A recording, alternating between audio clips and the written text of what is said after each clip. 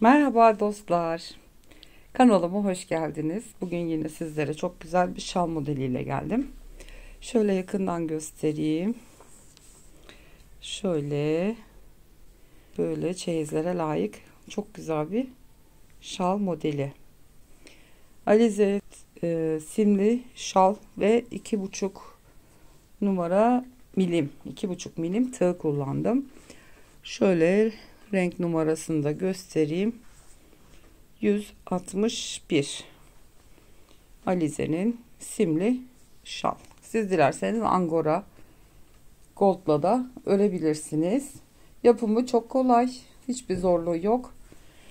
Çok güzel gelinlik üstüne şal olabilir. Çeyizlere yapabilirsiniz. Çok güzel bir model. Şimdi dilerseniz yapım aşamasına geçelim. Evet. Şu şekilde şimdi zincir çekerek işimize başlayacağız. Şöyle bir tane sıkılama zincirinden sonra 1 2 3 4 5 tane zincir çekiyoruz ve ilk zincirin içine batıp şöyle zincirimi kapatıyorum. 3 tane zincir çekiyorum ve halkanın içine şu şekilde 2 tane daha trabzan yapıyorum. Zincirle birlikte toplamda 3 tane olmuş oldu. Ve tekrar boşluğun içine batıp ikili trabzan yapıyorum. 3 tane daha ikili trabzan yaptım. 3 zincir çekiyorum.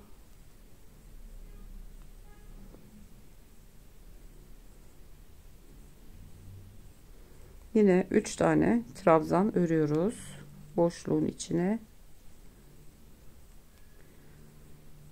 Şu şekilde 3 tane üçlü trabzan, 2 tane de zincir boşluğumuz oldu. Tekrar 3 zincir, yine boşluğun içine batıp 3 tane daha trabzan örüyoruz ve bu ilk sıramız bu şekilde oluyor. Şöyle bu şekilde ördük. 4 tane zincir çekip geri dönüyorum. İlk gelen boşluğun içine 3 tane ikili trabzan örüyorum. 3 tane zincir, tekrar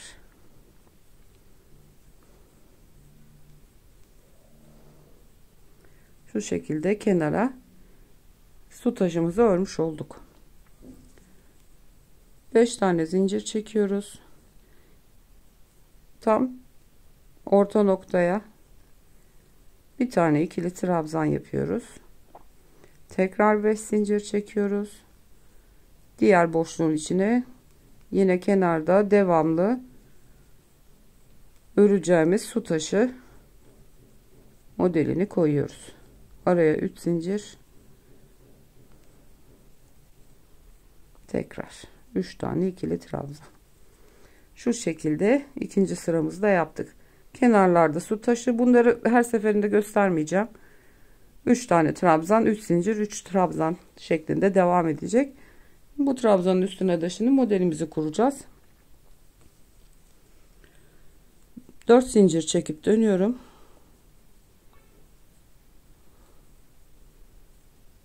Su taşını örüyorum.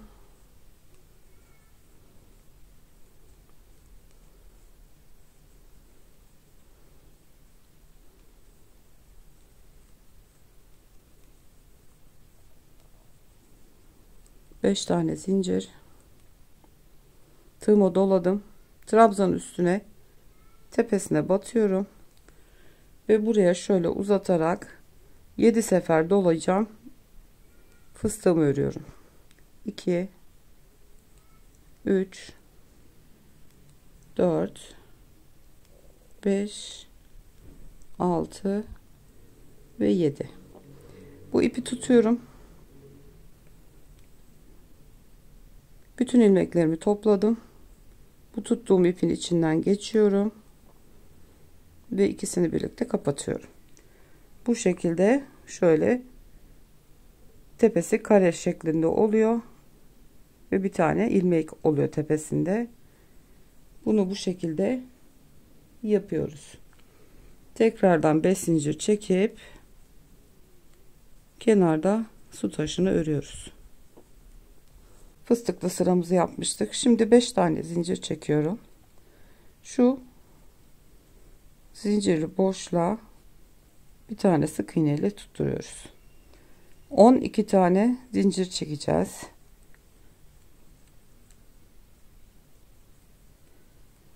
On iki tane zincir çekiyoruz. Diğer taraftaki zincire gelip bunu sık iğne ile tutturuyoruz.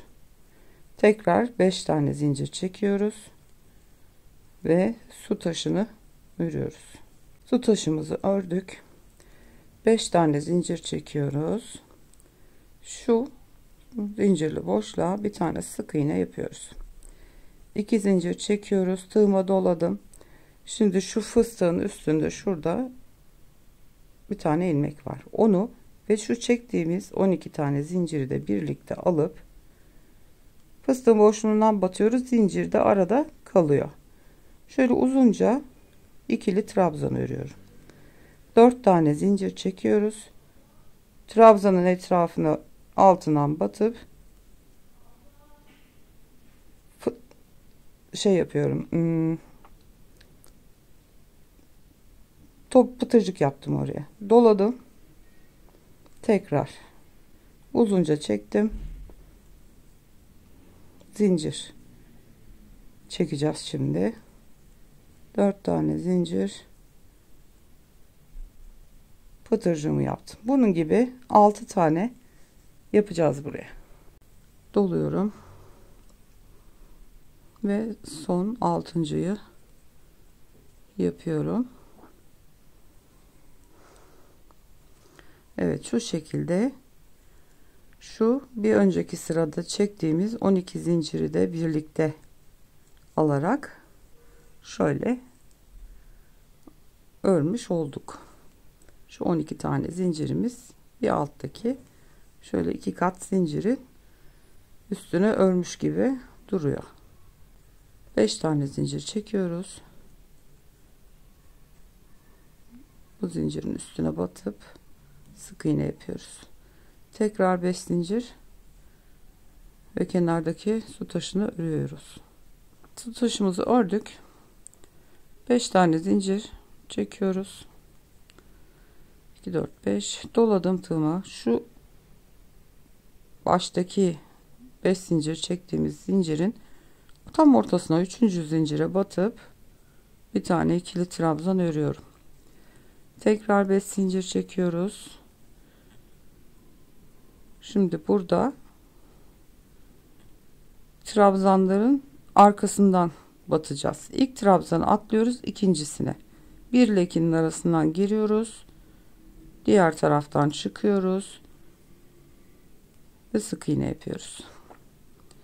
4 tane zincir çekiyoruz, diğerine çıktığımız noktadan batıyoruz, bir sonrakinden arada hiç boşluk bırakmadan sadece baştaki trabzana atlıyoruz. Şimdi bakın şu noktadan çıkmıştım, tekrar oradan giriyorum, bir yandan çıkıyorum. Şöyle 2 tane yuva oldu. Üçüncüsünü de yapacağız. Çıktım noktaya, oradan batıyorum, bir sonrakinden çıkıyorum ve sık iğnemi yapıyorum. Son trabzana dokunmamış olduk.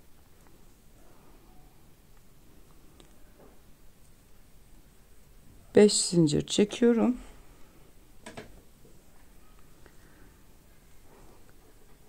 Ve şu çektiğimiz 5 zincirin tam ortasındakine, üçüncüye batıp ikili trabzanımı yapacağım.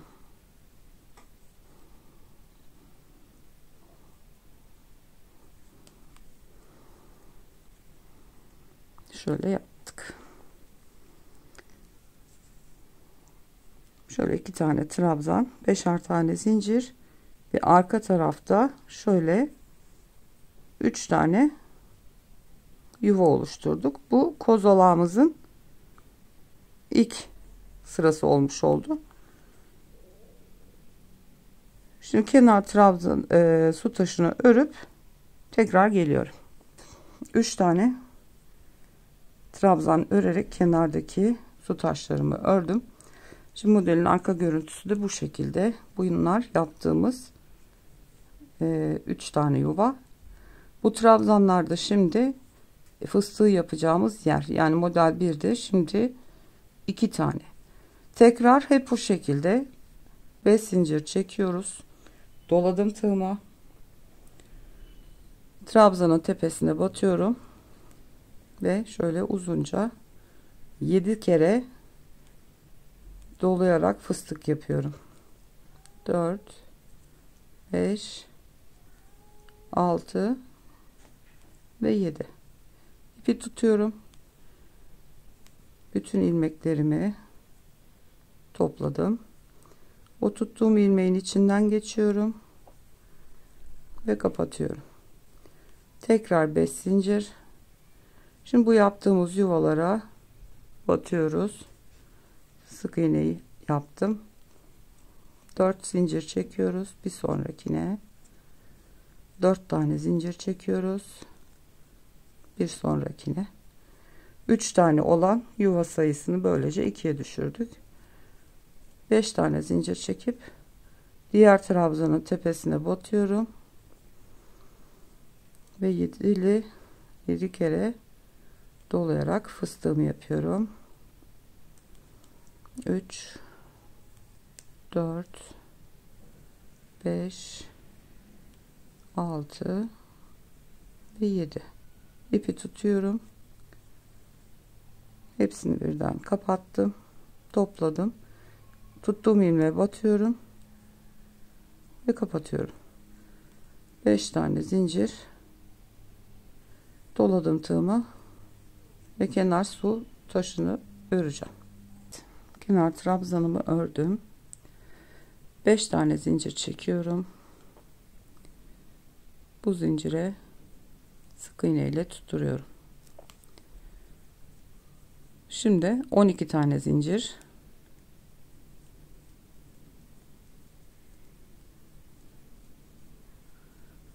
zinciri çektikten sonra buraya geçiyoruz. Şu 2 tane boşluğumuz vardı burada. İlkine batıyorum. Sık iğne yapıyorum. 4 tane zincir. Bir sonrakine batıyorum ve kozalağımızı kapatmış olduk. Tek boşluk kaldı. 12 tane zincir.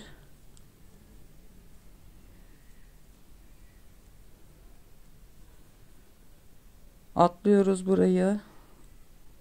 Bu aradaki boşluğa batıp sık iğne yapıyoruz.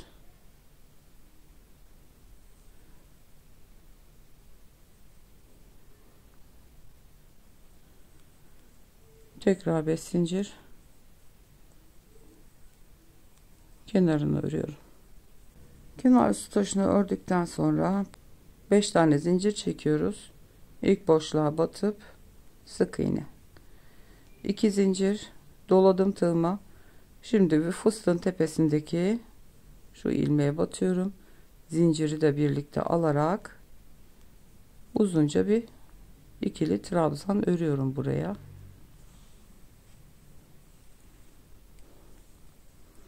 Dört tane zincir çekiyoruz ve trabzana batarak boşluğuna böyle bir pıtırcık yaptım. Doladım tığıma, tekrar aynı boşluğa uzunca bir ikili 4 zincir pıtırcığımı yapıyorum.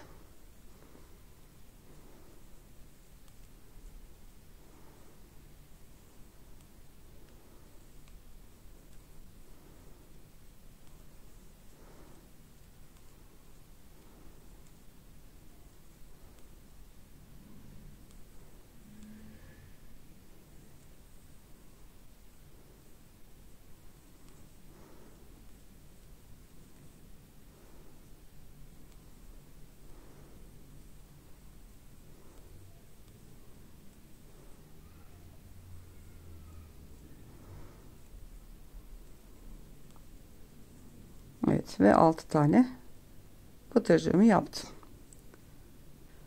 5 tane zincir çekiyoruz. Ve şurada bir tane tek bir boşluğumuz kalmıştı. Oraya batıp sık iğne yapıyoruz. 5 tane zincir çekiyoruz.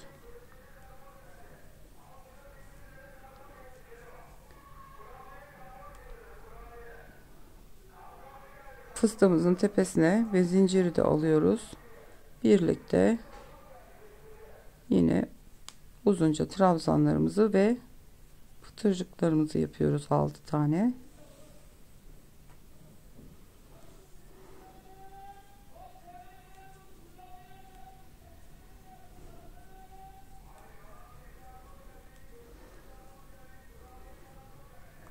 Dört tane zincir çekip pıtırcığımı yapıyorum.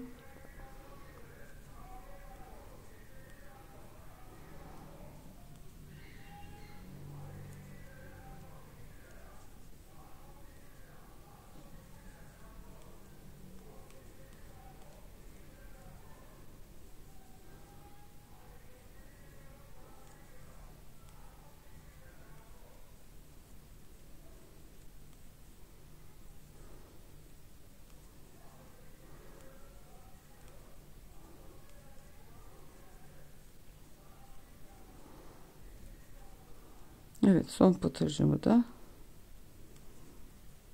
yapmış oldum. 5 tane zincir çekiyorum. Buradaki boşluğa batıp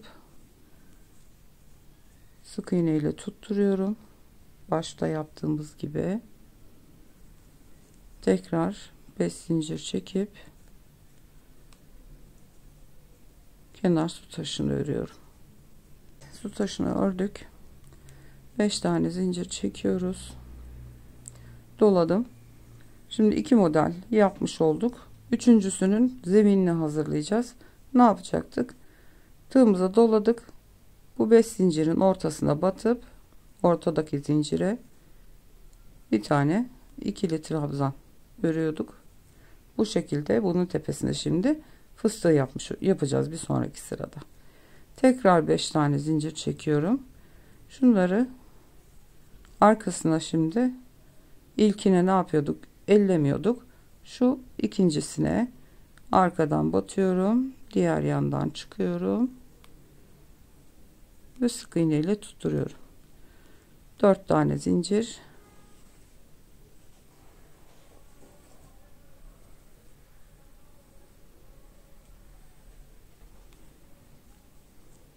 Evet, 4 tane zincir çektim.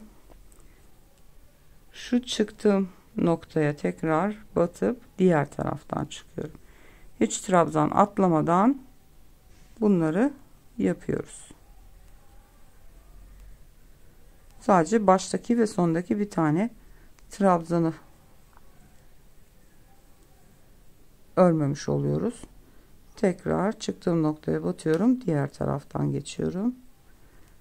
İkincisini yapmış oldum böylece. 4 zincir çekiyorum. Batıyorum. Diğer taraftan çıkıyorum.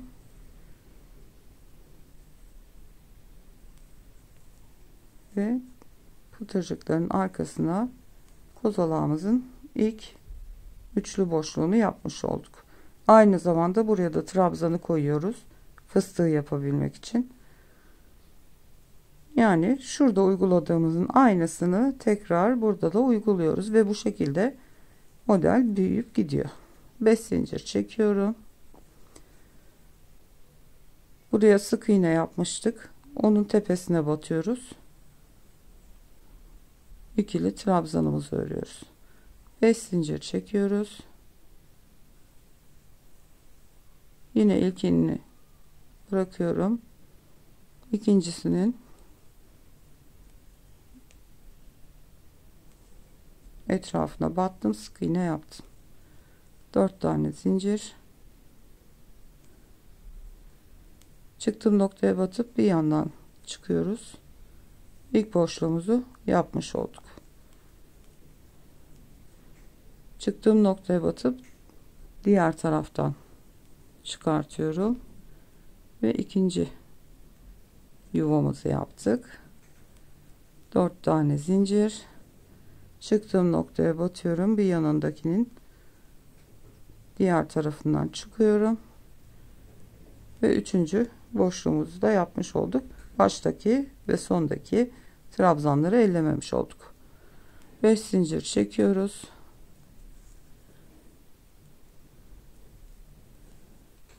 Şu 5 tane zincirin tam ortasındakine batıp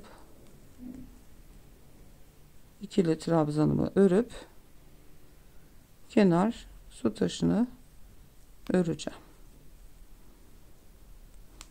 Tekrar 5 zincir ve su taşını örüyorum. Modelin yapımı bu kadar arkadaşlar. Hep aynı şekilde kendini tekrar ediyor. Gördüğünüz gibi oldukça kolay. Şimdi üçüncü, bir fıstık, iki fıstık. Şimdi buralara 1 2 3 fıstık yapmış olacağız. Dolayısıyla bu modelin şu pıtırcıklı kısımda 3 tane olmuş olacak. Bunu kapatırken tekrar bu trabzanlı sırayı yapıp bu arada kozalakları burada kapatacağız, büyüteceğiz, bunun gibi fıstıklarımızı öreceğiz. Yani şurada yaptığımız işlemlerin aynısını tekrar yaparak şalımızı arttırarak büyütmeye devam edeceğiz. Örümü bu şekilde arkadaşlar. Gördüğünüz gibi çok şık duruyor modelimiz. Oldukça güzel bir model. Yapması da çok zevkli. Umarım beğenmişsinizdir. Bir sonraki videoda görüşmek üzere. Kendinize çok iyi bakın. Hoşça kalın.